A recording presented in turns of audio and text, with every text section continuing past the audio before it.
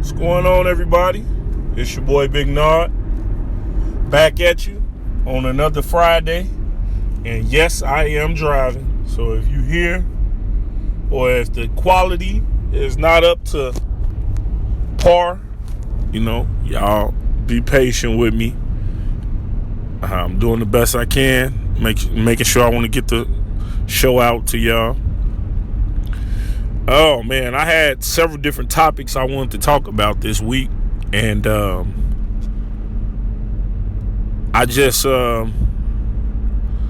couldn't really pinpoint like a specific one. Like I told y'all on the last episode, my uncle passed away, so I was headed to a funeral, and I went home to Chicago for a funeral, and it was a sad situation, but at the same time, it was a joyous situation because the celebration of life. And also, unfortunately, you always come together as a family. And, when somebody passes, and we all need to do a better job of getting together and, doing more family things. And I'm not just talking about my family, I'm talking about the world in general. But at the same time, I'm understanding that in life, everybody's paths take different turns and different routes.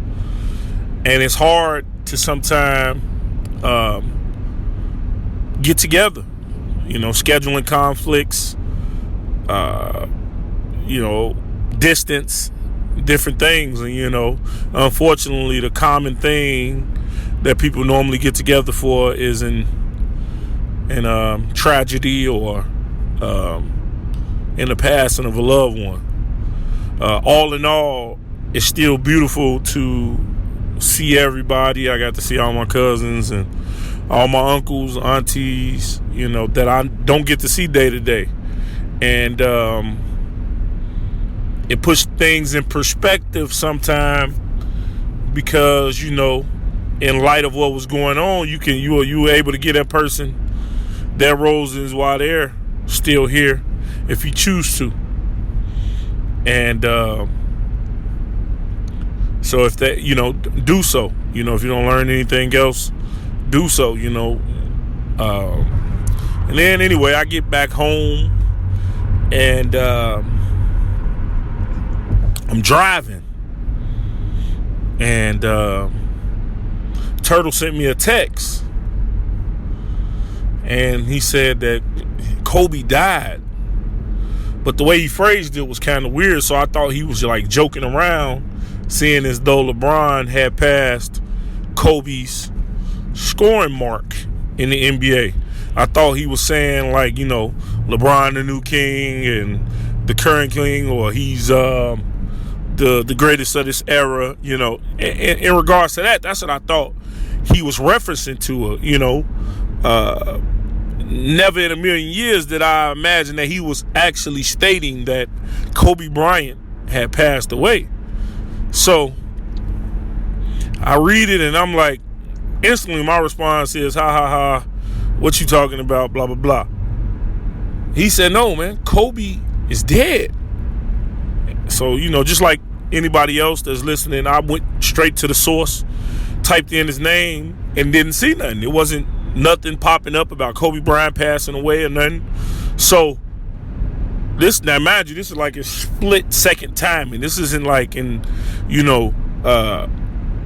me waiting around. So instantly I go back to the text and I say, man, he ain't dead, or whatever I said at the moment. And I type that in and send it and go right back to the source and refresh it. And sure enough, it's saying that Kobe Bryant may have possibly passed in a helicopter accident. Instantly, I'm stunned and frozen at that moment. And I just don't even know how to comprehend what I'm reading or what I'm seeing. And I'm just stuck, y'all. I don't even know what to say. And a lot of people, I don't know if in my lifetime it's been such a tragic passing, whether you loved, admired, respected, or even hated him, he was such a noticeable figure for the last 25 years that of anybody that's been living's life. I mean, when you really put that in perspective, some people that's 25 or 24 or 23 or 20 have never lived a day without or a year without Kobe Bryant being a part of it indirectly. And for guys like me who grew up with them, not in the sense like we grew up in the same neighborhood, but I remember, admiring like him going straight to the pros from high school, me being a former athlete, former basketball player, and even just how I would do it. Like, me and my guys, like, man, if we get on, we gonna do woo. I'm only getting with models and actresses type things at that time. And out the gate, him going to prom with Brandy and like, doing things that me and my crew was talking about if we was put in a position to be able to do that. And so early on, it was admiration on his behalf, like, wow. And then for him to go on and have a phenomenal career and accomplish all that he accomplished in the game was amazing. And then to retire gracefully, on your own terms and go out with a bang with 60 points in his last game, suiting up. It was almost storybook, and we watched it before our eyes. It's not too many people you see be a child prodigy and continue to grow and go on and be successful and can, just accomplish all that he accomplished, even in retirement. He went on to do magnificent things with the winning an Oscar and writing and mentoring other players, and also the I can't remember the name of the drink that he sponsors and is part owner in, but all those wonderful things and aging gracefully, it's something that we all set out to do, and he was really putting his best foot forward in doing so.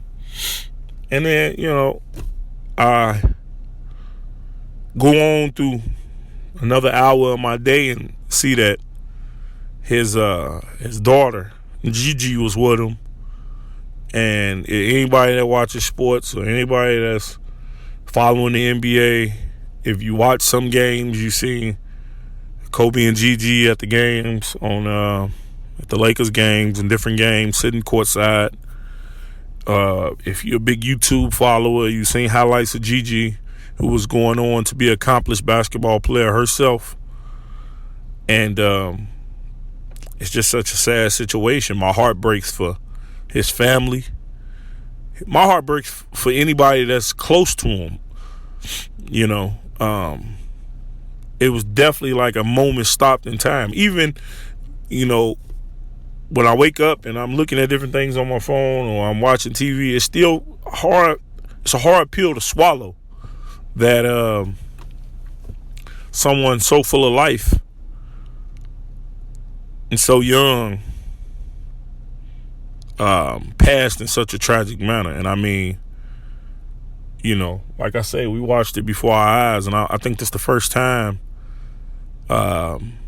something like this has happened to this effect and this big. It's been other people that passed young. It's been other people that passed that was tragic. Some had self-inflicted tendencies, meaning it may have been some type of drug involved, alcohol involved. In this case, this was I think the first case that I can remember where it was nothing involved other than maybe human error and a tragedy. Michael Jackson, of course, it was reports of drugs. With Prince, it was reports of drugs. Elvis, and so on and so forth. And I'm just stunned and at a loss for words. But in doing this episode, I just had to take time out to show some love to Kobe Bryant, amazing basketball player and an amazing father of 4 daughters. I have 6 daughters, so it definitely hit home with me even harder than the average guy. For a lot of years, I was a girl dad. I seen the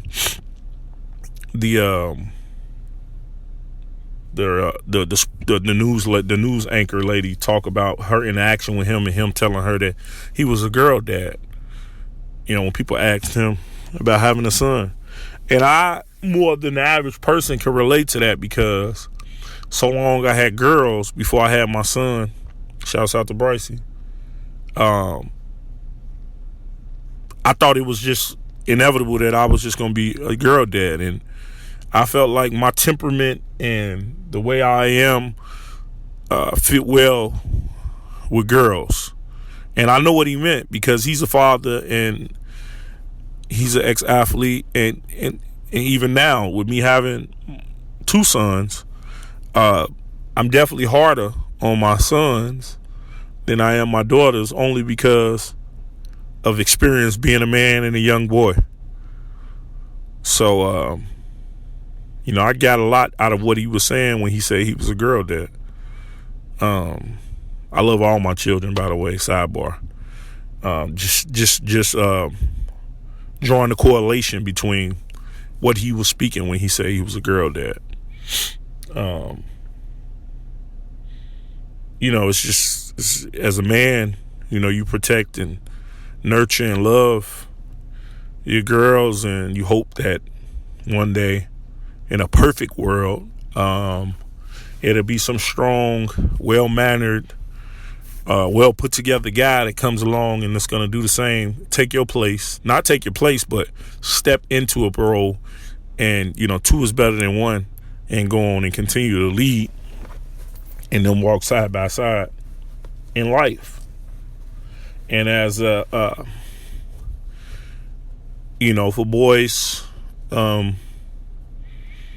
if you're the type of father like me, you tend to be harder on the boys because of experience, just being a man, being a boy, and understanding, the ups and downs and the things that you go through and the temptations and the struggle it is to be a man and a boy growing up.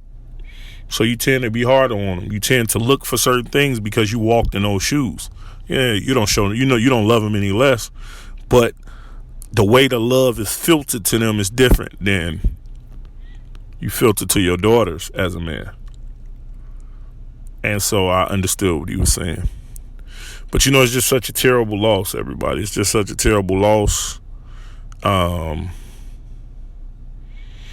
I say, I'm still in shock. I'm still in shock of the whole situation. And just like everybody else, I'm waiting to hear more information about everything that happened with the helicopter crash. I'm really interested in the details of, what happened to their best ability of understanding, because it's just shocking to me. And I've watched a lot of ignorance. This week as well, with newscasters and people speaking out and speaking negatively about him and his past, with the whole rape case and everything. And listen, people, life is about respecting each other and loving each other as best as we can. And even if you don't respect or love somebody, sometimes you can still take the high road and be classy and not say anything. Because we all humans. We all human beings. We all are sinners. We all are not perfect. No one that can type in on Twitter or sit behind the lens and speak negatively or ill of somebody is without fault themselves. No one is perfect.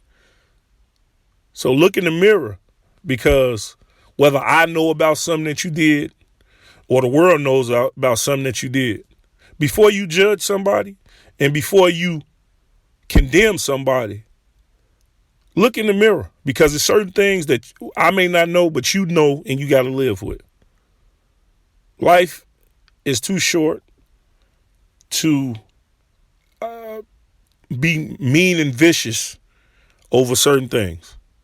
Now, I'm by no way joining the bandwagon saying, oh, he was innocent. I don't know all that. All I'm saying is, as a person, as a human being, if that was an issue you had with that person, speak out about that issue freely day to day. But if no other time to be gracious and classy, at least at the time of that person's death, show some respect, if not for that person, but for human life, because we all mortal and we all will perish one day. Show some respect, if not for him, to his family, because he was a son, a father, a brother, an uncle, a cousin to people. So when you say negative things and nasty things about people, you're not just hurting that person. You hurting all those people that's intertwined or related to that person. So, everybody that's listening, just think about that for a second. Because, like I say, you can continue to feel however you want to feel. It's a free world. You can feel however you want to feel. But all I'm saying is, in the time of somebody's unfortunate demise, let's be better than that, people. Let's show a little respect, even if that means not saying anything for the people that got nothing but bad things to say. And I would hope that people would do the same thing to the people we find out that we thought were perfect or that we think are perfect. If you don't think so, it's okay to just be silent. Less is better sometimes. It truly is. When you don't have nothing good to say, let's not say nothing at all. Because it was in this new era and new world, you could have blasted somebody about their wrongdoings each and every single day on Twitter, Instagram, Facebook, or whatever, and it would have been well warranted, and people would have respected your position on it. But to wait until somebody passes away, and then all of a sudden you have the courage or the inkling to go on your Twitter or sit behind the lens or sit behind the desk and write up nasty and mean and vicious things in the wake of this person passing, you're a coward. You are a coward. If you got a position to take the position. People will respect you for taking your position each and every single day. Not when a person who cannot defend themselves are no longer here to do so. And that's all I'm saying, y'all.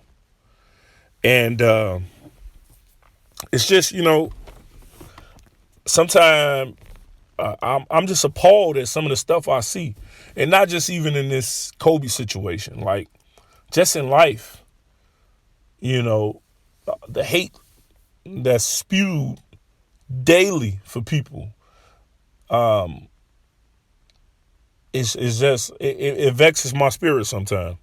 It really gets me down because I don't know in what direction the world is headed. In one breath, I'm thankful for social media, and in the next breath, I feel like it can be a horrible and vicious and mean place. So if I had the best way I could sum up this episode is, be kind. And if you can't be kind, just be absent in the moment. And that's it. Because you will want the same thing reciprocated to you. And that's all I'm saying. And like I say, I had a bunch of different things prepared, and they still gonna be coming to you in the next few weeks. But I had to get this out. I had to. It didn't feel right moving forward without acknowledging the great loss that we took, not just in the African American community, but just in the world. Certain people I put here, and they have a gift to share with everybody, and they give so much of themselves for so many years for our entertainment or for our joy or for our debate or for our hate, that I have to take time out and say thank you. Thank you for giving of yourself. Thank you for blessing us with your talent and for our entertainment and for our joy. Because in the midst of that, you took time away from your family. You took time away from a lot of things to give a lot of people a lot of joy. And I respect you for nothing else for that. So, R.I.P. to the great Kobe Bryant. And moving forward with my song of the week. My song of the week is only fitting to the untimely passing of the legend Kobe Bryant. Boys to Men, End of the Road. It's the only thing that continually pops up in my mind about this. It's just a tough situation. So, Boys to Men, End of the Road is the song of the week. And my quote of the week, as I'm sitting here thinking of quotes, thinking of different things that's fitting to the situation, I couldn't come up with nothing. It's for the first time I'm kind of like stale on what I wanted to say. But I guess my quote of the week would be an impromptu: live your life to the fullest and love the hardest. And I hope somebody that's listening receives that. And my legend of the week is the person I just spoke about, Kobe Bryant. May he rest in peace. God bless his family and his other daughters. I can't imagine the pain.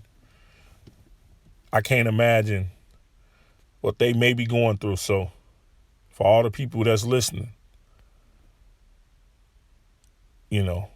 please grant his family some grace from negative comments. And send prayers their way. And, like I say, I didn't feel right moving forward today without acknowledging that, and not in just some small segment. But I had to dedicate an ample portion of the episode to speak on it. I'll resume with a regular episode next week, y'all. But I had to address, this situation. R.I.P. Kobe. We miss you. One love. It's your boy Big Nard. Until next week, y'all. Everybody, don't take for granted the blessing of life. It's your boy Big Nard, and I'm out. Also, before I go, guys, I want to make sure I took some time out to acknowledge my deepest condolences to the families of all the other passengers that passed on the helicopter. And I'm going to do so by saying their names to the best of my ability, because I didn't want to take for granted that Kobe was the only person on that plane, Kobe and Gigi, because other people's lives were affected deeply, and anybody that's lost somebody knows that their life will never be the same after losing someone so near and dear to them. So I want to show my respects by also taking the time out to read the names of all the other passengers and pilots that passed. First and foremost, Gigi Bryant, 13 years old. So much life ahead of her. Rest in peace. And also, y'all bear with me in the names and pronunciation of the names. But I do want to say Christina Mauser, 38 years old. Rest in peace. John Altabelli, 56. Carrie Altabelli, 46. Alyssa Altabelli. Rest in peace.